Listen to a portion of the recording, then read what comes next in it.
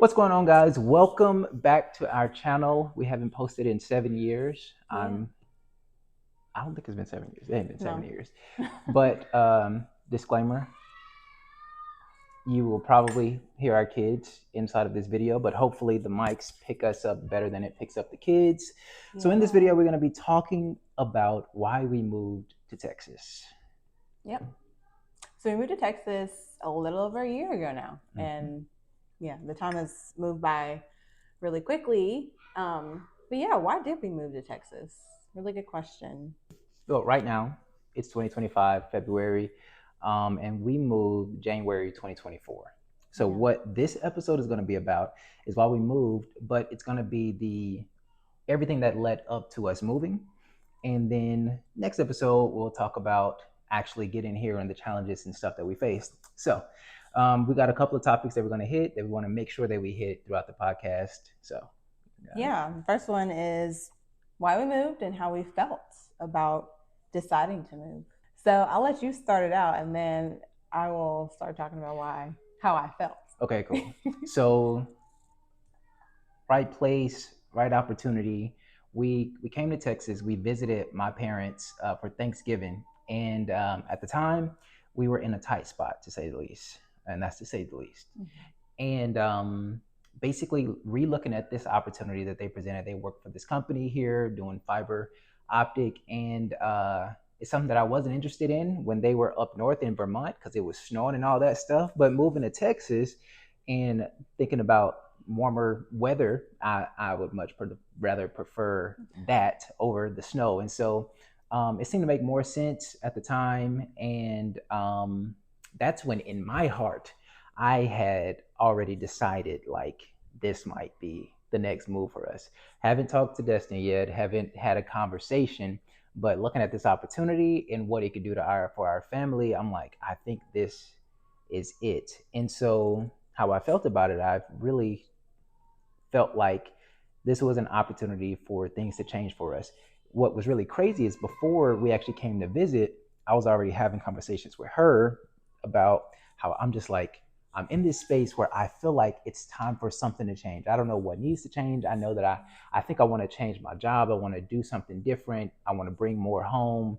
And I'm just like, I'm in a space where I feel like I need to do something that's going to change the trajectory of where I am, my mental space, all that stuff. And so, um, overall, I felt like something had to change. So, Yeah. And while he was there, I was in a completely different space, agreeing with the fact that something needed to change. We have goals and dreams and things that we aspire to do that would be positively impacted if he were to change jobs and to get something different. But I had no clue that it would be Texas remotely at all. When we came that Thanksgiving, we were joking around about it mostly. It seemed like a joke. Like, we were making fake plans, sort of. But in my mind, there was no way. Like, there was no way we're uprooting our family and moving 10 hours away. So when he brought it up in the car one day, he was like, have you given it any thought? And I told him, like, well, I didn't know we were seriously considering it at all. So I had not been thinking about it. It was the furthest thing from my mind, actually.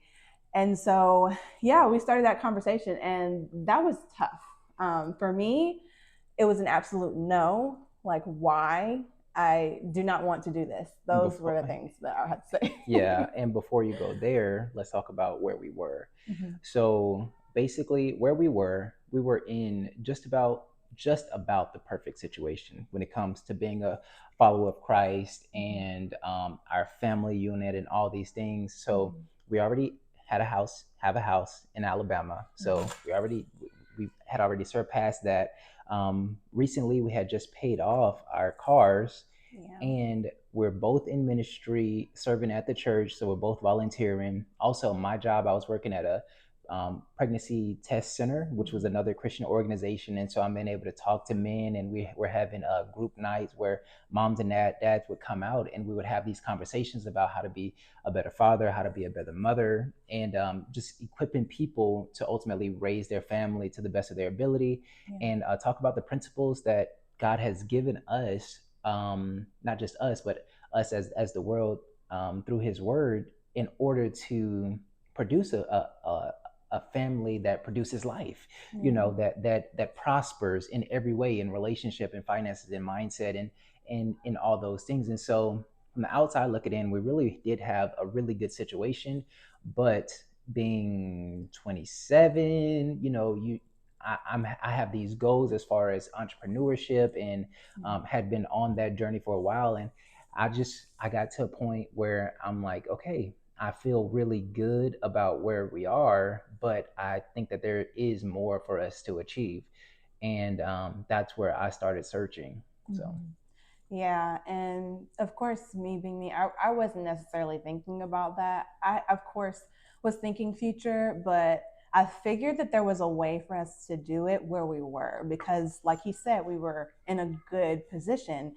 And on top of all of that he mentioned, we had built some really solid friendships through church and otherwise, and we were so settled in those like friendships that I couldn't see us like going anywhere else and trying to build and replicate like these types of relationships. mhm, But um, going back to how I felt, I honestly felt like we didn't need to do it. Like there was another way. I asked him about if there was something in Alabama that he might be interested in going to rather than just uprooting and going to Texas. At the time, I was working at the company I had been working at for 5+ years. So I was rooted very much so in that job, in the position that I was in. Really good, ideal situation. I was working from home, so I was able to keep the kids and still work and contribute to the household. So I felt like, okay, well, why do we have to do this? And for me, I felt like I was losing like something that actually worked for our family, something that really was um I felt like my job really helped us like get to the point that we were at. So I didn't see a reason for us to change that. And I didn't know at the time if I'd be able to come and work like at that same company while being in Texas. So there was a lot of questions for me, like what is it that I'm going to do like once we get there. And the question came up like if I could not continue working at that particular job, would I look for another job or would I be home? And I told him that I did not want to look for another job if we were to move to Texas. And looking back at that now, that was me being stubborn really because I felt like, okay, well, if I'm not going to be able to keep my job, if we're having to move, I'm going to do something my way. I'm not working again. For a lot of reasons, I made that decision, which ultimately, that's a long story, but we'll talk about that another time. Um, but yeah, I was stubborn and just really bitter, I think, because I felt like I worked this hard for this position. I've been here, I've been faithful in this place, and I'm not giving this up voluntarily if I end up having to leave this job. So um, there was some resentment, I think, that was trying to build up there. And I think I did carry some bitterness into the move here, all because I felt like I was like losing out on something while he was going to, gain a great job, which was amazing. And if I had been really thinking in the right mindset at that time, I would have seen the good that would come out of it. But there were still a lot of questions. So, yeah, all I could do was think in what was the reality for the moment, yeah. which was hard. Yeah, and something else that was our reality is that we had recently found out that we were pregnant again. So we were Mm-hmm. having our fourth, Mm-hmm. and the job that I was at, it was a ministry position. And so while not all ministry positions doesn't, are low paid, this one, I mean, it wasn't something that if she decided to stop working, that we could sustain our life. And so that was another part of us making the decision to, for me, that was another part of me saying, okay, if I'm thinking about the future, how do I prepare my family for if my wife ever wants to leave, if my wife ever wants to stop working, she actually have that option and that and be able to make a choice based on that. And so while in her mind she was saying if we move to Texas and I can't work at Ship, then I'm not working at all. My mindset was this is a great opportunity that if we do move to Texas and you can't work at Ship, you still have the option to either get another job or you have the option to stay home. And so to me, I felt like that was a win-win. And so I stayed the course. I did the interview and then we kind of walked through that. But ultimately, I felt like it was a great opportunity for our family, and it was going to be a decision that would set our family up for the future versus kind of where I was. And it's not that I wasn't doing great work. It's that it wasn't going to work out long term for me and my family. And that's all that I could see. Like while I understood the emotional things, I understood the facts of the issue when it comes to my wife and her job and being so proud of her and everything that she had done to get to where she was. I felt like if you think that you're valued there, just wait until another company get a hold of you. Just wait until someone else see all that you have built and all that you've created, and then like you'll even see how much more valuable you are in the marketplace aside from just this one company. You're valuable outside of that. And so that kind of brings us into what we saw the move would bring us. And so we've kind of touched on that already, but to go in a little bit more, I'll let you talk about that. Yeah. For me, I did not really see much positive going into us moving. And that's that's literally it. I don't think I had one positive thing to say outside of like, okay, we get to start new, but like, what does that mean?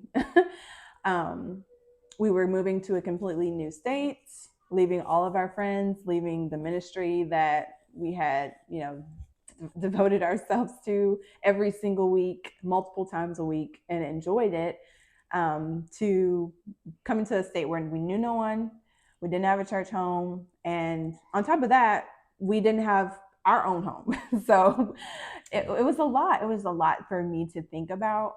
So I thought that this move would honestly bring sadness, that it would bring bitterness, because I did think like, okay, well, I'd be able to stay at my job. The only reason that I'm not able to do these things or have these friendships is because we're moving. I'm away from my family. So I didn't think there was going to be anything good coming out of this move. Yeah, and all I could think of was the opportunity it would bring Mm-hmm. and how I was just tired of doing life the way that we were, in the sense of me not seeing a great outcome like later on. Okay, so when I'm thinking about this, I'm like, okay, so 5 years from now, 3 years from now, 10 years from now, what does it look like if I stay this course? What skills do I have that I will be able to market to get a better paying job? Again, thinking about if my wife do desire to stay at home and or desire to get a job that is not making as much, like will I have positioned myself to be able to carry that? Because for a while, my wife was making more money.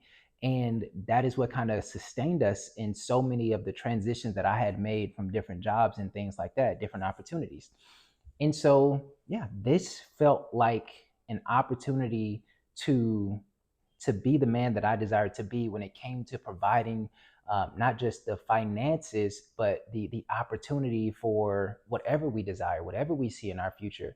Me saying, I will take that sacrifice. I will do what I have to do to make sure that we're cared for, that we're provided for, that we're good.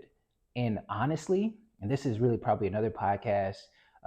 My wife has sustained us through so many ups and downs, so many changes, so many things that happen because we're going on 8 years. Actually, when this video drops, it should drop on our 8 year anniversary.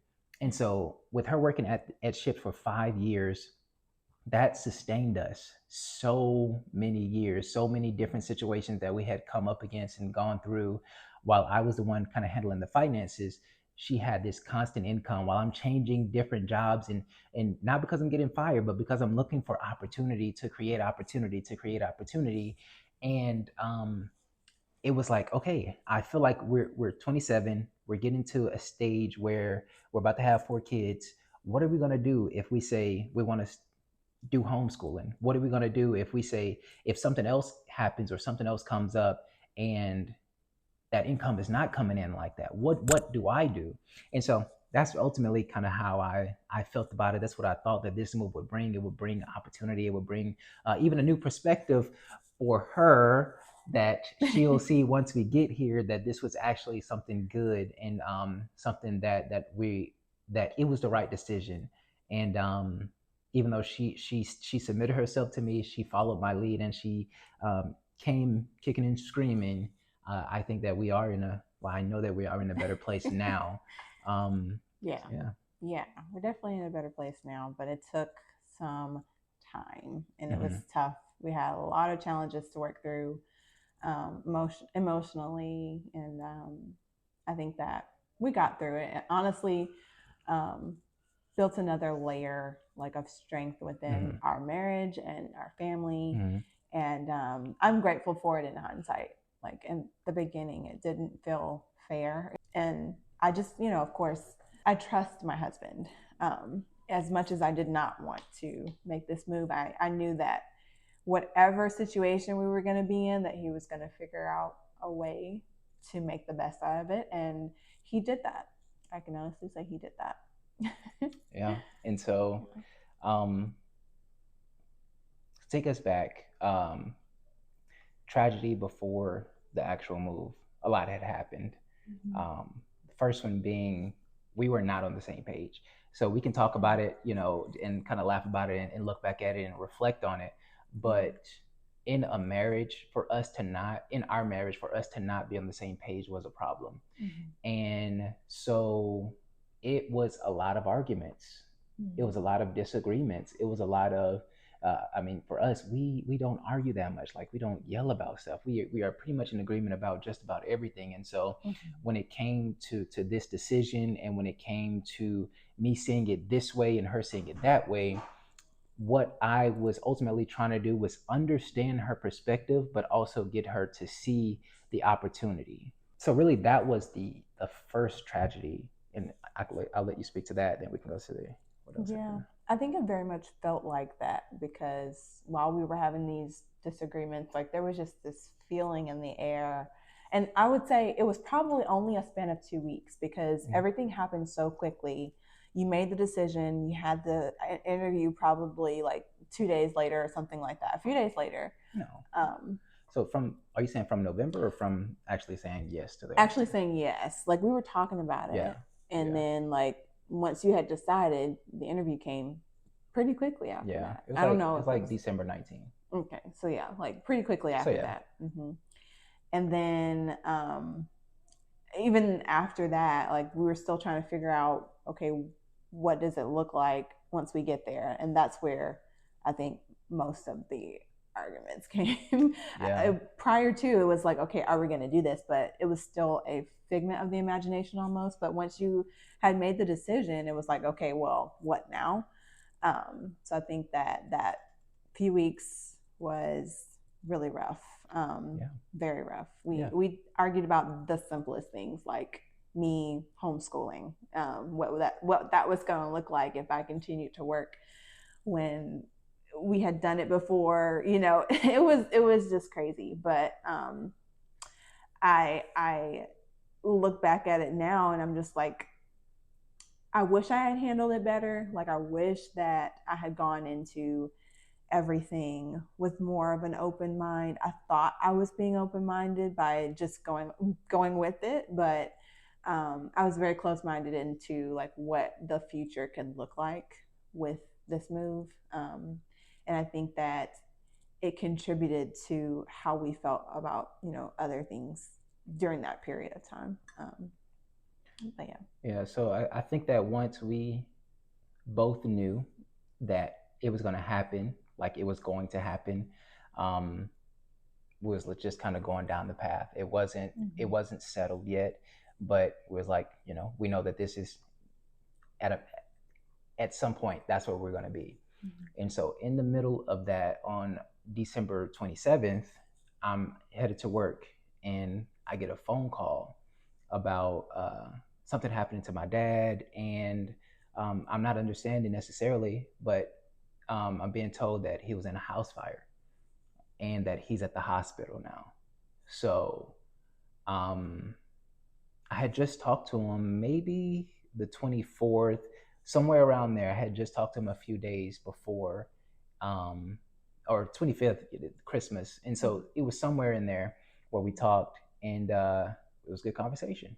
And so 27th, I get this phone call, and I'm not sure what to do about it. I'm not sure how to navigate it. I'm not sure, like, all I know is that I need to go and see him and check on him and see what's going on. And so what we're going to do is we're going to stop here for this podcast because there's a lot of details into that.